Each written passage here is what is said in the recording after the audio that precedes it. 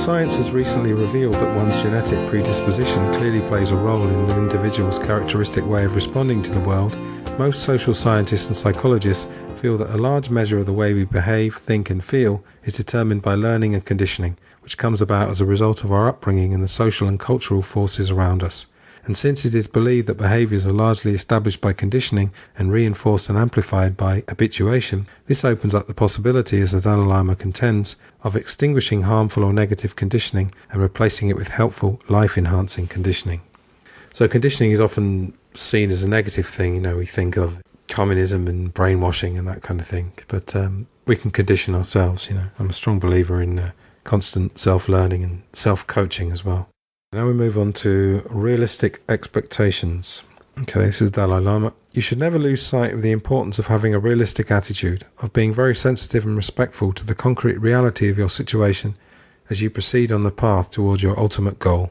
Recognize the difficulties inherent in your path and the fact that it may take time and a consistent effort. It's important to make a clear distinction in your mind between your ideals and the standards by which you judge your progress. As a Buddhist, for instance, you set your ideals very high. Full enlightenment is your ultimate expectation. Holding full enlightenment as your ideal is not an extreme, but expecting to achieve it quickly here and now becomes an extreme. Using that as a standard instead of your ideal causes you to become discouraged and completely lose hope when you don't quickly achieve enlightenment. So you need a realistic approach. On the other hand, if you say, I'm just going to focus on the here and now, that's the practical thing, and I don't care about the future or the ultimate attainment of Buddhahood, then again, that is another extreme. So we need to find an approach that is somewhere in between.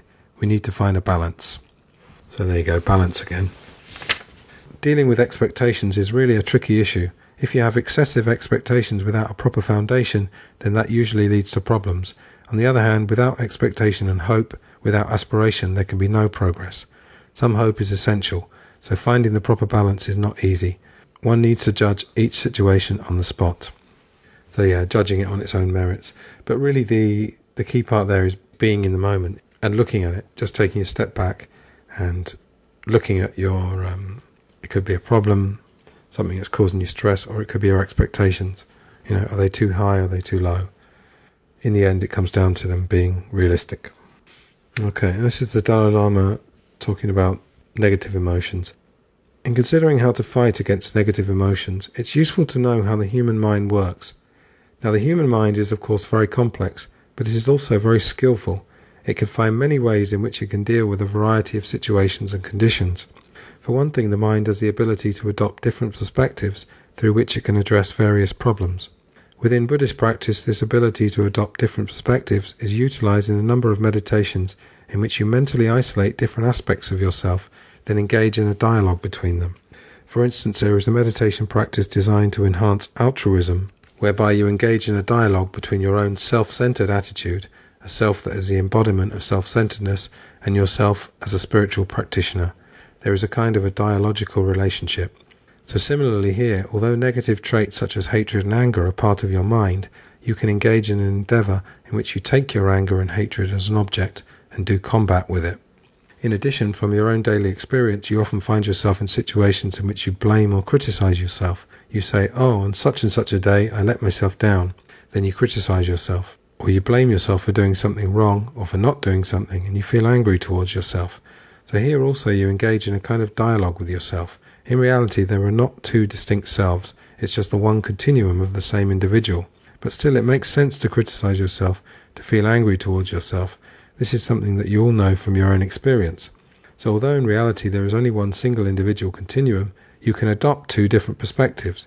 The self that is criticizing is done from a perspective of yourself as a totality, your entire being, and the self that is being criticized is a self from a perspective of a particular experience or a particular event. So you can see the possibility of having this self-to-self relationship. Yeah, it's interesting to think of, when we think of schizophrenia, we often think about someone who's been split into two parts. And of course that is a severe case, and often that can lead to actions that harm yourself or other people.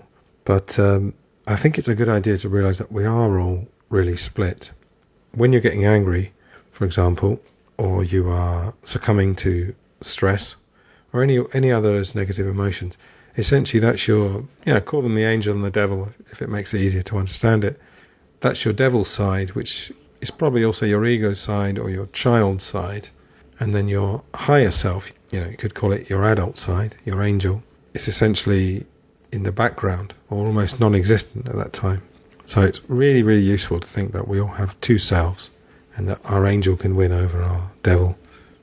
Okay, so moving on. Here again is some discussion about religious approaches and non-religious approaches to finding happiness. Many in the West turn to religious beliefs as a source of happiness, yet the Dalai Lama's approach is fundamentally different from most Western religions in that it relies more heavily on reasoning and training the mind than on faith. In some respects, the Dalai Lama's approach resembles a mind science, a system that one could apply in much the same way as people utilize psychotherapy. But what the Dalai Lama suggests goes further. While we're used to the idea of using psychotherapeutic techniques such as behavior therapy to attack specific bad habits, smoking, drinking, temper flares, we are not accustomed to cultivating positive attributes, love, compassion, patience, generosity, as weapons against all negative emotions and mental states. The Dalai Lama's method for achieving happiness is based on the revolutionary idea that negative mental states are not an intrinsic part of our minds. They are transient obstacles that obstruct the expression of our underlying natural state of joy and happiness. So yes, I think I mentioned earlier, if you watch a Woody Allen film, particularly the ones that he was in, I think in Annie Hall he says something like, I divide the world into the terrible and the horrible, or something like that. But the Dalai Lama definitely doesn't go for that Freudian idea. And one of the things that is said a few times in the book is taking a negative state and then combating it, putting something directly against it to try and negate it. Cutler continues, most traditional schools of Western psychotherapy tend to focus on adjusting to one's neurosis rather than a complete overhaul of one's entire outlook. They explore the individual's personal history, relationships, day-to-day experiences, including dreams and fantasies, and even the relationship with the therapist, in an attempt to resolve the patient's internal conflicts, unconscious motives, and psychological dynamics that may be contributing to his or her problems and unhappiness. The goal being to achieve healthier coping strategies, adjustment and amelioration of symptoms. That's improvement of symptoms, rather than directly training the mind to be happy.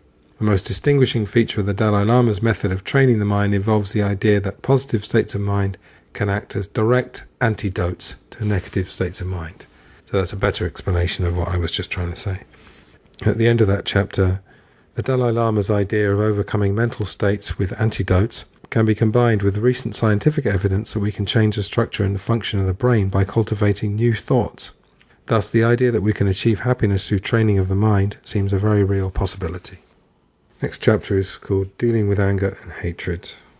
And there's a quote from the Buddha here. If one comes across a person who has been shot by an arrow, one does not spend time wondering about where the arrow came from, or the caste of the individual who shot it, or analysing what type of wood the shaft is made of, or the manner in which the arrowhead is fashioned.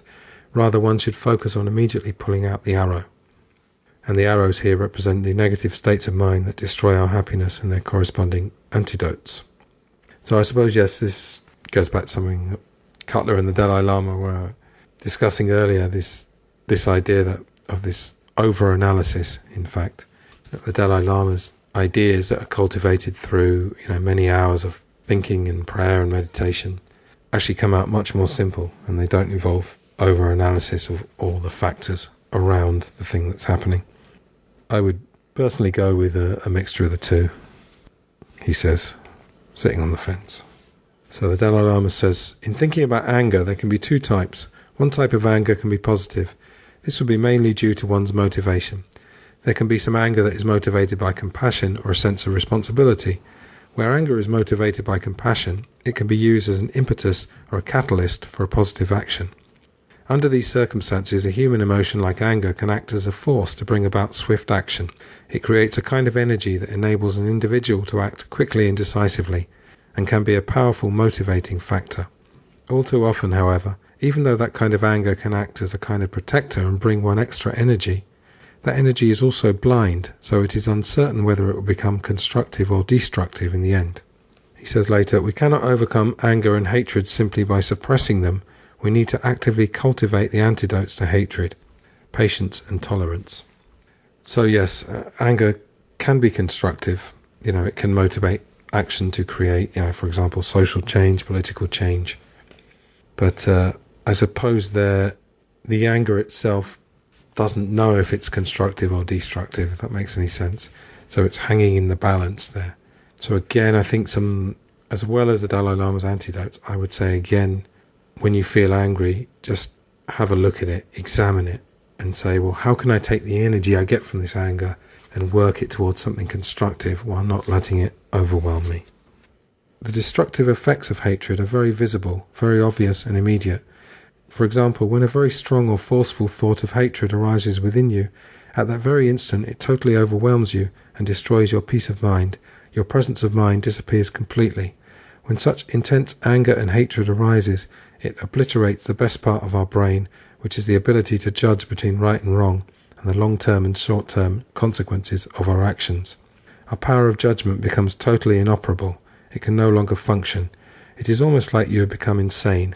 So this anger and hatred tends to throw you into a state of confusion, which just serves to make your problems and difficulties so much worse. So there is an expression, mad with rage, so unable to think. Often people can sense it. It's almost as if they can feel steam coming out of a person's body. So much so that not only are human beings capable of sensing it, but even animals, pets, would try to avoid that person at an instant. Also, when a person harbours hateful thoughts, they tend to collect inside the person, and this could cause things like loss of appetite, loss of sleep, and certainly make the person feel more tense and uptight. So then Cutler and the Dalai Lama engaged in a very interesting debate about whether it's better to let anger out. And the Dalai Lama said, "Here I think we have to understand that there may be different situations. In some cases people harbour strong feelings of anger and hurt based on something done to them in the past, and that feeling is kept bottled up. There is a Tibetan expression that says that if there is any sickness in the conch shell, you can clear it by blowing it out. Similarly here, it is possible to imagine a situation in which, due to the bottling up of certain emotions or certain feelings of anger, it may be better just to let it out and express it. However, I believe that generally speaking, anger and hatred are the type of emotions which, if you leave them unchecked or unattended, tend to aggravate and keep on increasing. If you simply get more and more used to letting them happen and keep expressing them, this usually results in their growth, not their reduction. So I feel that the more you adopt a cautious attitude and actively try to reduce the level of their force, the better it is." Now this brings to mind the idea that, for example, if you're a member of a gym, physical exercise can release anger. So what you're doing there is you are releasing it, but you're not taking it out on anybody. And I have to share with you something. When I used to live in Madrid, I had a period of going to the gym pretty much every morning. And I've always enjoyed boxing, not so much actually fighting, but the type of exercise. And I've done a little bit of sparring in my time. But I started to hit the punch bag for about 10 or 15 minutes every morning at the gym. And I can't tell you how calm I was. I wasn't completely calm. I'm not going to say that, that's a magic cure either. But hitting a punch bag, because you're never going to defeat it. It's always going to be there, the heavy bag, But I think maybe a release of anger, it could be through dancing, singing, it could be anything like that. But I think physical exercise is something that is very, very useful in so many ways. I mean, obviously there's hundreds, thousands of scientific studies to back that up. And I can't think of any situation where physical exercise would be negative, except perhaps if you got addicted to it, over-exercise. But that's something that I would highly recommend. Then there's some reiteration of the Dalai Lama's idea that you can get refuge and protection from the destructive effects of anger and hatred with the practice of tolerance and patience. And Cutler says, once again, the Dalai Lama's traditional wisdom is completely consistent with the scientific data. Dr. Dolph Zillman at the University of Alabama has conducted experiments demonstrating that angry thoughts tend to create a state of physiological arousal that makes us even more prone to anger. Anger builds on anger, and as our state of arousal increases, we are more easily triggered by anger-provoking environmental stimuli. If left unchecked, anger tends to escalate. So how do we go about diffusing our anger? As the Dalai Lama suggests, giving vent to anger and rage has very limited benefits. The therapeutic expression of anger as a means of catharsis seems to have originated from Freud's theories of emotion, which he saw as operating on a hydraulic model. When pressure builds, it must be released. The idea of getting rid of our anger by giving vent to it has some dramatic appeal, and in a way might even sound like fun, but the problem is that this method simply does not work. Many studies have consistently shown that the verbal and physical expression of our anger does nothing to dispel it and just makes things worse. But, again, he's not mentioning their physical exercise, which is a way of, it's the best of both worlds. You release the anger, but no one has to suffer for it. Okay, so we're going to end this section on anger with a meditation. So this is the Dalai Lama. Let us do another meditation using visualization. Begin by visualizing someone who you dislike, someone who annoys you, causes a lot of problems for you, or gets on your nerves. Then imagine a scenario in which the person irritates you or does something that offends you or annoys you. And in your imagination, when you visualize this, let your natural response follow. Just let it flow naturally. Then see how you feel, see whether that causes the rate of your heartbeat to go up, and so on. Examine whether you are comfortable or uncomfortable. See if you immediately become more peaceful or if you develop an uncomfortable mental feeling. Judge for yourself. Investigate for a few minutes. And then at the end of your investigation, if you discover that, yes, it is of no use to allow that irritation to develop, immediately I lose my peace of mind, then say to yourself, in the future I will never do that. Develop that determination. Finally, for the last few moments of the exercise, place your mind single-pointedly upon that conclusion or determination. So for those of you who have never meditated, obviously I would encourage you to do that. And you can go back to one of the previous episodes, The Joys and Wonders of Meditation. That was a two-parter I did. And essentially, if you get yourself in a peaceful frame of mind, then things that might seem very obvious or things that might seem ineffective, such as visualizing someone that annoys you, when you get in that state first, it does change it. And you will just simply not get, I guess the modern expression is triggered. You won't get that because you've taken that time not to allow the trigger to happen, if that makes any sense. The next chapter is dealing with anxiety and building self-esteem. The human brain is equipped with an elaborate system designed to register the emotions of fear and worry. This system serves an important function. It mobilizes us to respond to danger by setting in motion a complex sequence of biochemical and physiological events. The adaptive side of worry is that it allows us to anticipate danger and take preventative action. So some types of fears and a certain amount of worry can be healthy. However, feelings of fear and anxiety can persist and even escalate in the absence of an authentic threat. And when these emotions grow out of proportion to any real danger, they become maladaptive. Excessive anxiety and worry can, like anger and hatred, have devastating effects on the mind and body, becoming the source of much emotional suffering and even physical illness. So we are starting, again in the West, to recognize this. So stress-related illnesses. I'll tell you, 20 years ago or so, most doctors that I've ever seen would have completely rejected that, or given it short shrift at least. This is Cutler talking. Fear and anxiety can be a major obstacle to achieving our goals, whether they are external goals or inner growth. In psychiatry, we have various methods of dealing with these things, but I'm curious, from your standpoint, what's the best way to overcome fear and anxiety? And the Dalai Lama says, in dealing with fear, I think we first need to recognize that there are many different types of fear. Some kinds of fear are very genuine based on valid reasons, such as fear of violence or fear of bloodshed. Then there's a fear about the long-term negative consequences of our negative actions, fear of suffering, fear of negative emotions such as hatred. I think these are the right kinds of fears. Having these kinds of fears brings us onto the right path, brings us closer to becoming a warm-hearted person. I think perhaps there may be some difference between fearing these things and the mind seeing the destructive nature of these things.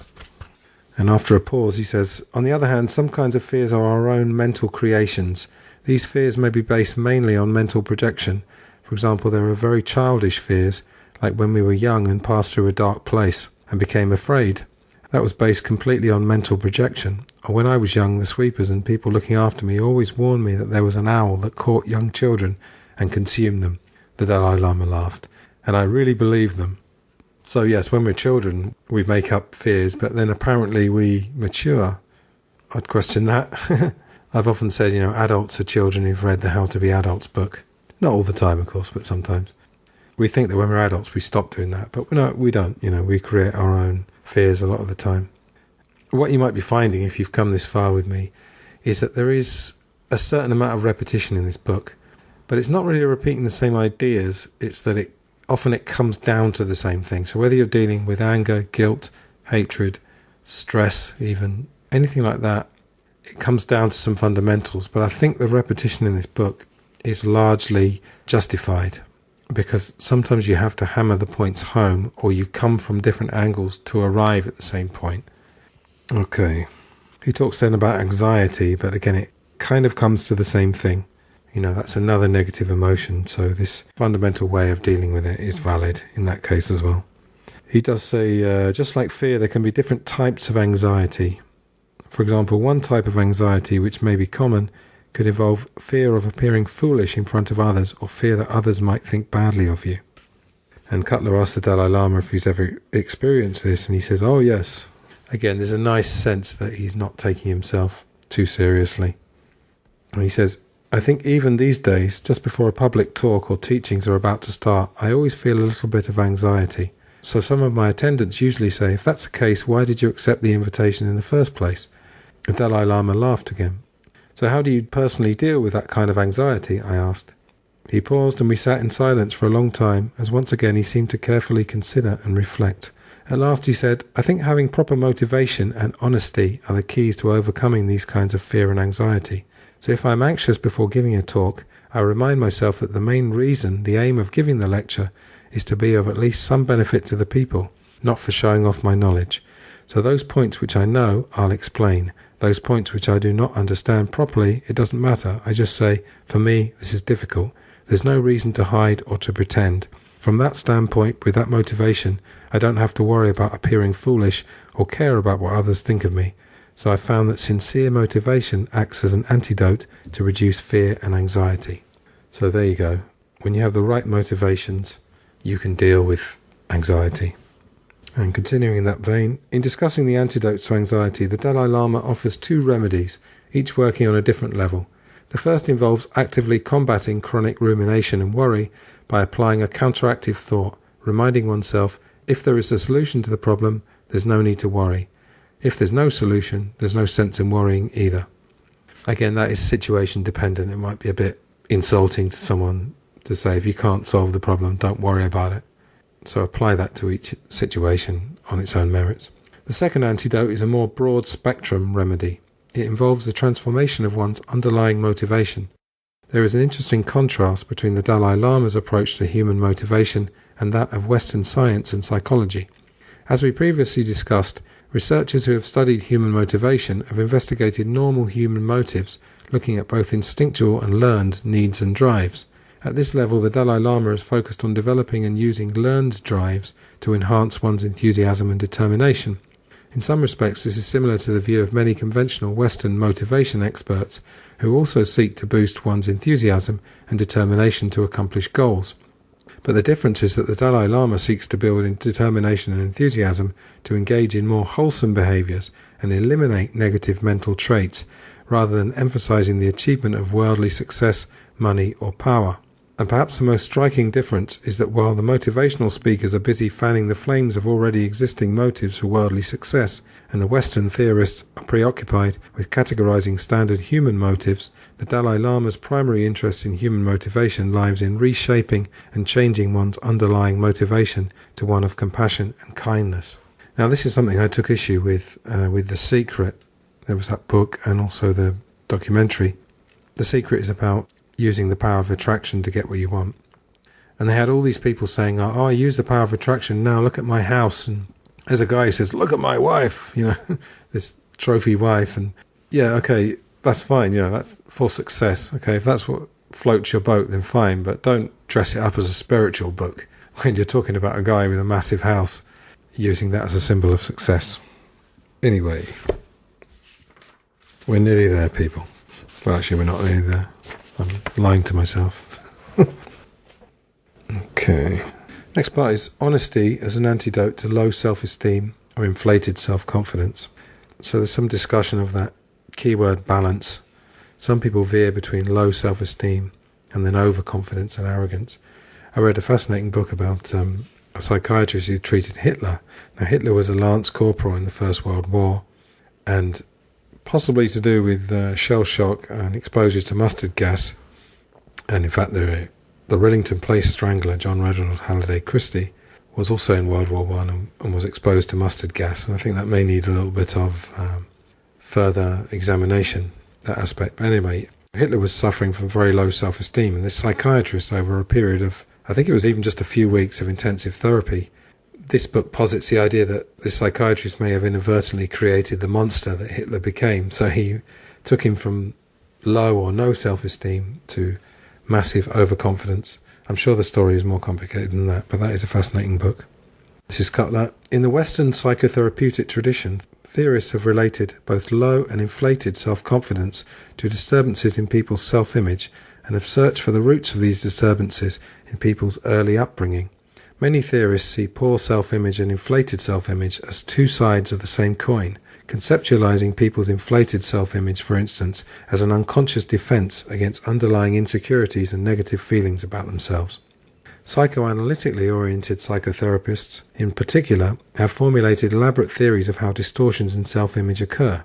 They explain how the self-image is formed as people internalize feedback from the environment. They describe how people develop their concepts of who they are by incorporating explicit and implicit messages about themselves from their parents, and how distortions can occur when early interactions with their caregivers are neither healthy nor nurturing.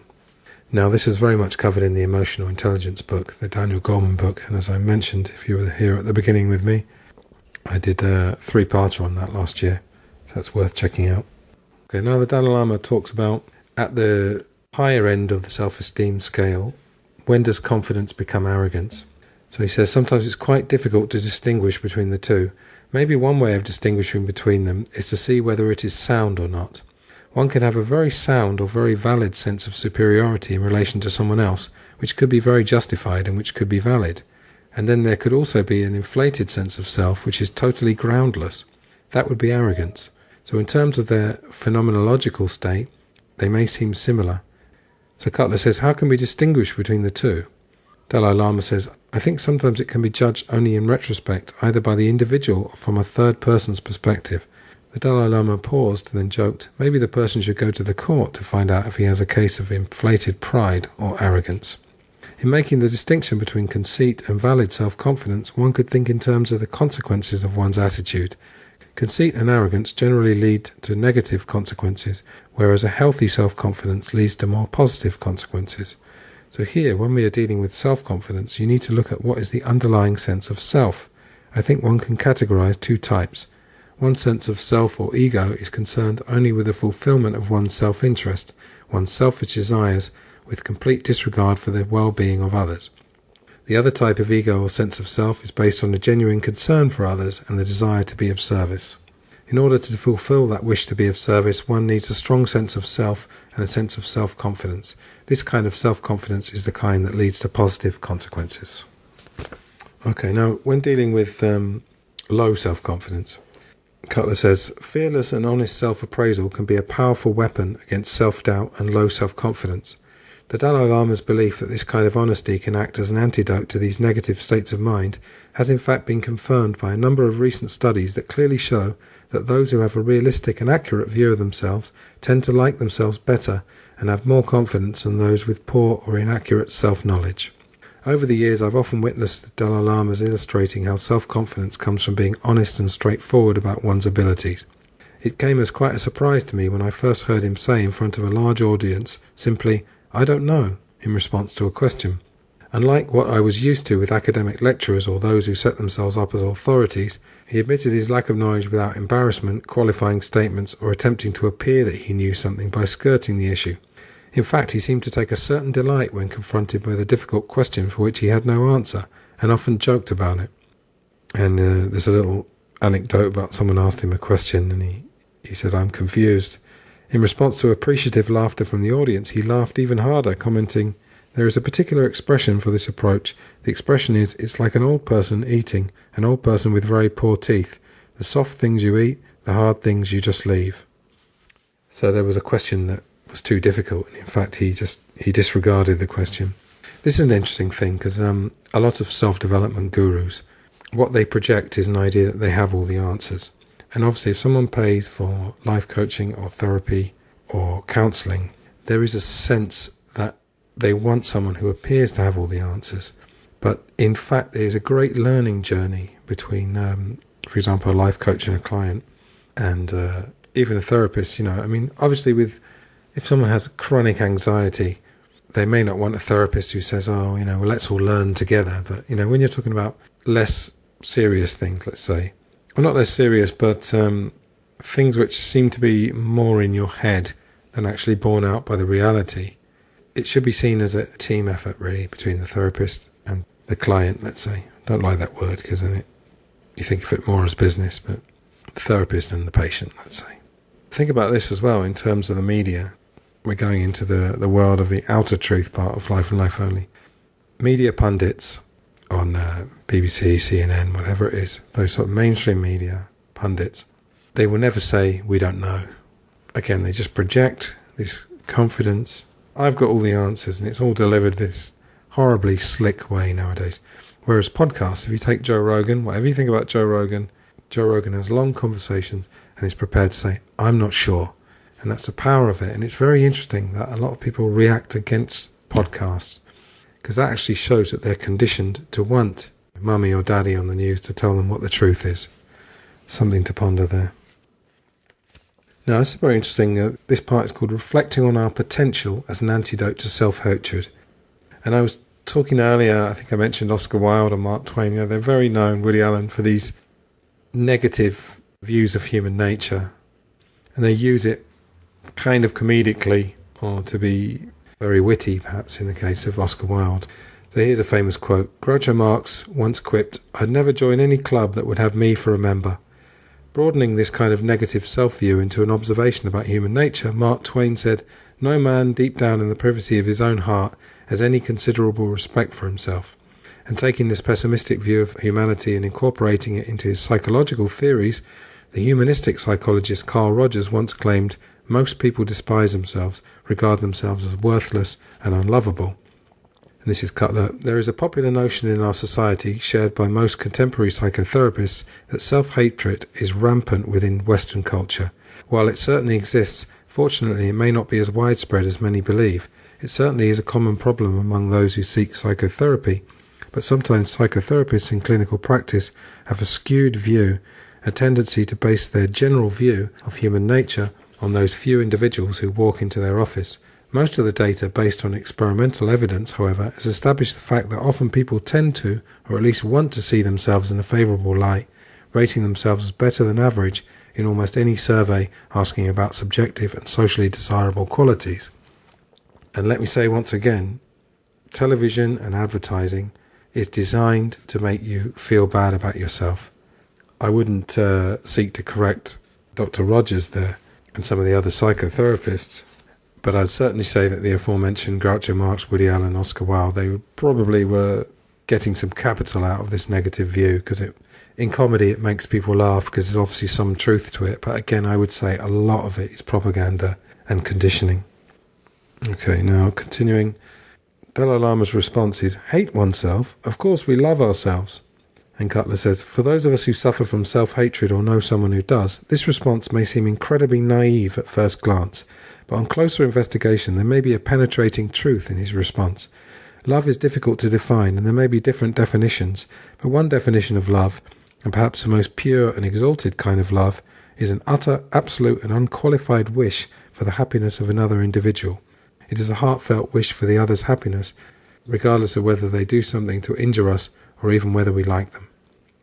Now, deep in our hearts there's no question that every one of us wants to be happy.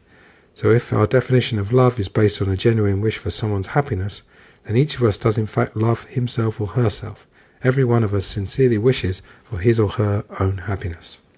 Then the Dalai Lama talks about Buddha nature, the seed or potential for perfection or full enlightenment, no matter how weak or poor or deprived one's present situation may be.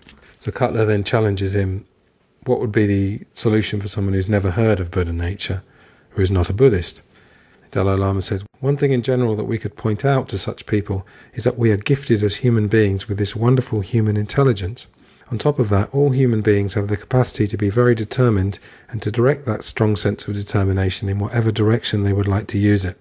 There is no doubt of this, so if one maintains an awareness of these potentials and reminds oneself of them repeatedly until it becomes part of one's customary way of perceiving human beings, including oneself, then this could serve to help reduce feelings of discouragement, helplessness, and self-contempt. I think that here there may be some sort of parallel with the way we treat physical illnesses.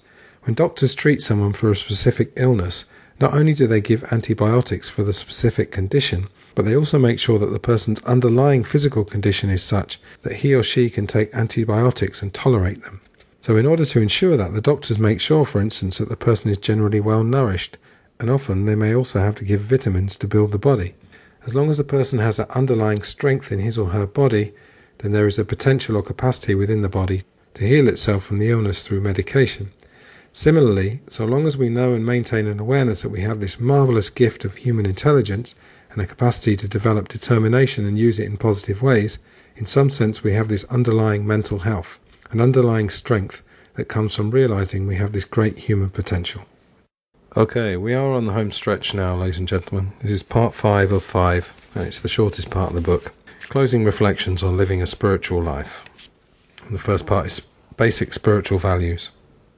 In helping us understand the true meaning of spirituality, the Dalai Lama began by distinguishing between spirituality and religion.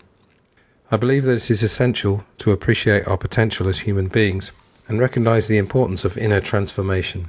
This should be achieved through what could be called a process of mental development. Sometimes I call this having a spiritual dimension in our life. There can be 2 levels of spirituality. One level has to do with our religious beliefs. In this world there are so many different people and so many different dispositions. There are 5 billion human beings, and in a certain way I think we need 5 billion different religions because there is such a large variety of dispositions. I believe that each individual should embark upon a spiritual path that is best suited to his or her mental disposition, natural inclination, temperament, belief, family, and cultural background.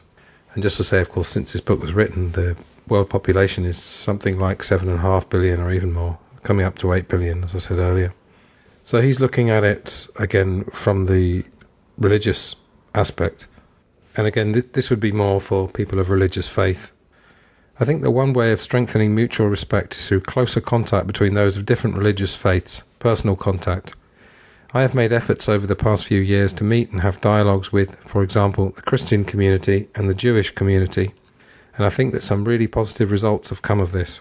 Through this kind of closer contact, we can learn about the useful contributions that these religions have made to humanity, and find useful aspects of the other traditions that we can learn from. We may even discover methods and techniques that we can adopt in our own practice. So you might be asking, what if I'm not of religious faith? Well, I think the point he's making there of having contact with people who are different to you, that can work.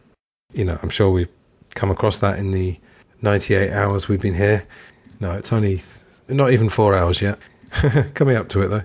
But yes, making contact with people of different beliefs. It doesn't have to be religious faith at all. And of course, what we're seeing now with the internet and social media is what they call, the echo chamber of our own opinions. We're sticking with our own people. But, politically, I don't really believe in left and right politics, but obviously there are different political views, and I tend to look at different forums and find people who may be diametrically opposed to me, and I think that does me a lot of good, actually, because not only do I learn from people that I never would have imagined I would be learning from, but just to make contact with those who don't agree with you or don't have the same beliefs, I think is actually a healthy thing, as long as it obviously doesn't trigger you to behave negatively towards them. Now, there's an interesting passage in the book where the Dalai Lama talks about his own daily spiritual practice, and it amounts to about 4 hours. So it's prayer. He says, I myself repeat certain Buddhist verses every morning. And they said the verses may look like prayers, but they are actually reminders of how to speak to others, how to deal with other people, how to deal with problems in your daily life, things like that. So for the most part, my practice involves reminders, reviewing the importance of compassion, forgiveness, all these things. And of course it also includes certain Buddhist meditations about the nature of reality, and also certain visualization practices. So in my own daily practice, my own daily prayers, if I go leisurely, it takes about 4 hours. It's quite long. Then we get the question, what about a working mother with small children and very little free time? How does one find the time to do these kind of prayers and meditation practices? And the Dalai Lama says, even in my case, if I wish to complain, I can always complain about lack of time. I'm very busy. However, if you make the effort, you can always find some time, say, in the early morning. I think there are some times like the weekend, you can sacrifice some of your fun, he laughed. So at least I think daily, say half an hour. Or if you make the effort, try hard enough, perhaps you may be able to find, let us say, 30 minutes in the morning and 30 minutes in the evening. And if you really think about it, maybe it is possible to figure out a way of getting some time. Now, the thing about it is that I'm not a working mother with small children, obviously, but I think it's not only lack of time, but it's lack of energy. So you take this working mother example, she can probably find an hour in her day to watch television that is not heavy, television that's fun, and she deserves it. I'm not saying she doesn't. But the interesting thing about meditation is that it's not actually work. It's hard work at the beginning, depending on what results you're looking for. If you're not looking for any results and you're really looking for a relaxation technique, it can work in that way. It can work to help you get to sleep, but really that's not the point of it. It's a relaxation exercise, and eventually, if you're quite diligent, you can yield results. So I think perhaps finding half an hour in the morning and half an hour in the evening, it may seem like you're finding time for some kind of chore, something which seems a lot harder than watching comfort TV, let's call it, and eating comfort food. And, arguably we all need a bit of that. But I think, as you said, you can find the time. And I think the results, not necessarily in a very profound way, but the results in terms of relaxation can be quite quick. I mean, sometimes when I'm a bit stressed and I remember, I have 5-10 minutes of deep breathing and a little bit of meditation / contemplation, although they're not really the same. It's almost the opposite, because when you contemplate, you're probably thinking, and meditation is not about thinking. But just 5 minutes of relaxation and deep breathing and can actually have an amazing effect. It's not similar in one way to having a nap. If you're very tired and you manage to have a 10-minute nap, it sometimes has almost magic qualities of restoring your energy levels in a short time. Meditation can kind of be like that as well.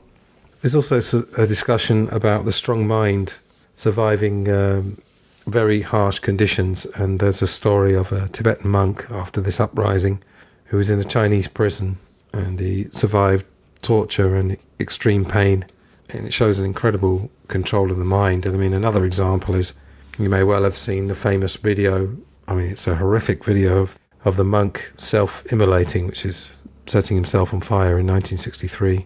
From the video, and from, in fact, there's some testimony of people that were there, that monk did not make a sound. And if you can imagine setting yourself on fire, the level of pain there is just unimaginable. And the idea that he didn't cry out at all, he had such control over his mind. I'm obviously not advocating taking it that far. That was done for a political reason as well. But it's possible to get incredible control of your mind. And it's not dependent on your upbringing, or, don't have to be a Tibetan monk or a Buddhist monk. Anyone can train themselves. Now, here's a story that I think is perhaps a bit easier to relate to than that story of the monk. Many are familiar, for instance, with the ordeal of Terry Anderson, an ordinary man who was suddenly kidnapped off the street in Beirut one morning in 1985.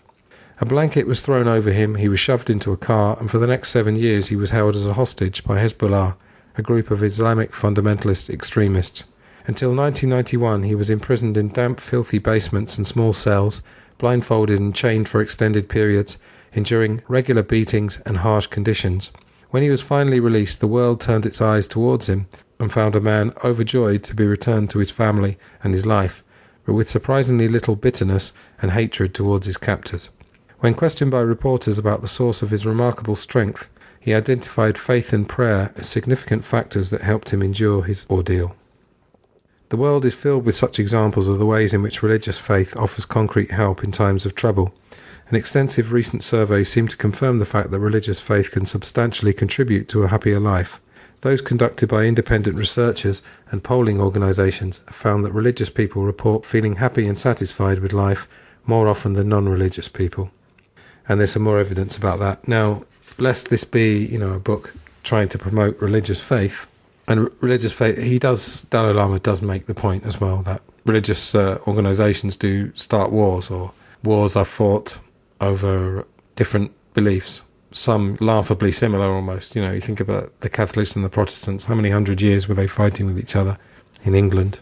So he does make that clear, he's not naive to that fact. But then, being part of a religious community, or really being part of any community, if you're turned off by religion for any reason, there are other groups, and a meditation group is a good place to go where religion is not really even brought up, but it still has that spiritual element and that Every meditation group I've ever been to, really, there's always a very nice atmosphere. It's people essentially showing their most peaceful sides. And there's some lovely, obviously, group meditation, the group energy. I mean, I did 2 meditation retreats in Thailand, and, that was over 100 people. And you never felt like it was crowded for a second, but instead you had the energy of 100 people dedicated to trying to improve their lives. And it was, quite magical, really.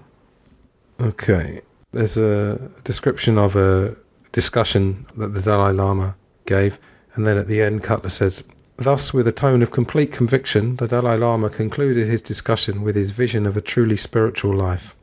In speaking of having a spiritual dimension to our life, we have identified our religious beliefs as one level of spirituality. If we believe in any religion, that's good, but even without a religious belief, we can still manage. In some cases, we can manage even better, but that's our own individual right. If we wish to believe, good. If not, it's all right. But then there's another level of spirituality. That's what I call basic spirituality, basic human qualities of goodness, kindness, compassion, caring. Whether we are believers or non-believers, this kind of spirituality is essential. I personally consider this second level of spirituality to be more important than the first, because no matter how wonderful a particular religion may be, it will still only be accepted by a limited number of human beings, only a portion of humanity. But as long as we are human beings, as long as we are members of the human family, all of us really need these basic spiritual values. Without these, human existence remains hard, very dry. As a result, none of us can be a happy person. Our whole family will suffer, and then eventually society will be more troubled. So it becomes clear that cultivating these kinds of basic spiritual values becomes crucial." Now, you may be thinking, of course, well, I know someone who lived to a ripe old age and was very happy who didn't have spiritual values. And that's fine, but you might find that, in fact, they did. But they just didn't call it that. They didn't meditate or they didn't pray. But you will probably find that they did have these basic qualities. So the ones he mentioned were goodness, kindness, compassion, and caring. Now, there's a short chapter later on. All of the virtuous states of mind, compassion, tolerance, forgiveness, caring, and so on, these mental qualities are genuine dharma, or genuine spiritual qualities, because all of these internal mental qualities cannot coexist with ill feelings or negative states of mind. So, engaging in training or a method of bringing about inner discipline within one's mind is the essence of a religious life, an inner discipline that has the purpose of cultivating these positive mental states. Thus, whether one leads a spiritual life depends on whether one has been successful in bringing about that disciplined, tamed state of mind and translating that state of mind into one's daily actions. Now, there is a thing that's become popular in the West called mindfulness.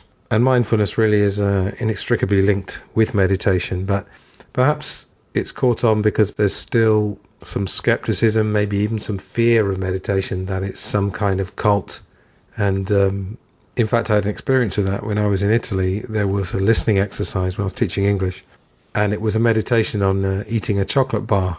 And my poor students, who were a group of teenagers, they had to listen to someone describing how wonderful it was to eat a chocolate bar very slowly and to savour every moment of it. And you can imagine how that would drive some teenagers crazy. But one of them actually said, is this a cult? And I was, well, no, it's just doing something with full awareness. Yeah, that's what it is. So I think if you are, for whatever reason, put off by the word meditation or what the practice seems to mean, then mindfulness is another avenue to go down, which is almost the same, in fact. It's interesting, though, how, again, the West is slowly accepting Eastern practices, let's call it, whether it's reflexology, yoga, acupuncture, any of those, meditation. And then, of course, now you have businessmen doing Tai Chi in the park on their lunch break. It's incredible. I think I'm going to close there, in fact. I was going to read the last part of the book, but then it will somewhat spoil it, won't it?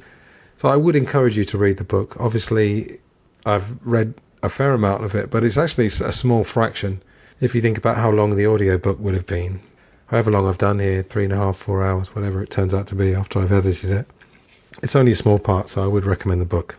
Now, before I go, I just wanted to say that I am a life coach, and if anyone listening to this, or anyone they know, is interested in life coaching, please contact me at lifeandlifeonlypod@gmail.com.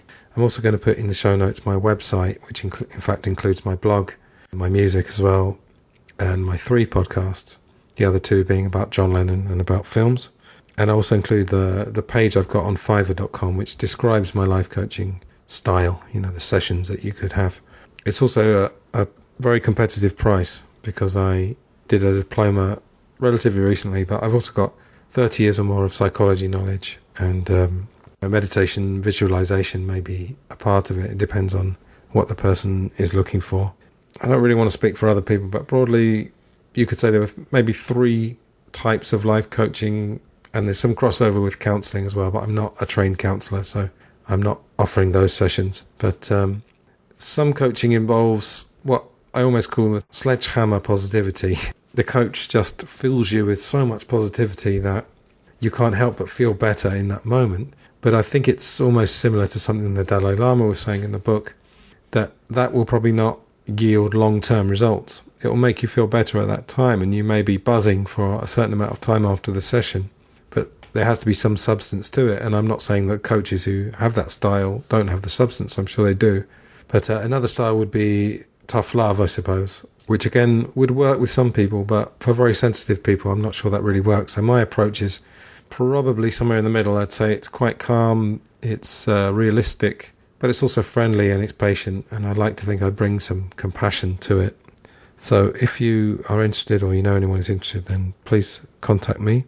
And apart from that, I just want to say thank you very much for listening, especially if you listened through the whole thing. It's been quite a journey. I hope you've enjoyed it. The next episode is both a departure from this one, but also a return to the subject of the episodes I did before The Art of Happiness, and that was Nick Drake. And it was I was very lucky to be able to talk to Patrick Humphreys, who wrote the first biography of Nick Drake. And by the time this is going out, I'm pretty sure that talk will actually be on YouTube, so you may have come across it, but if you haven't, it'll be in podcast form. That'll be the next episode of Life of My Family. So, okay, one more time, thank you very much for listening, and I'll see you next time. Goodbye.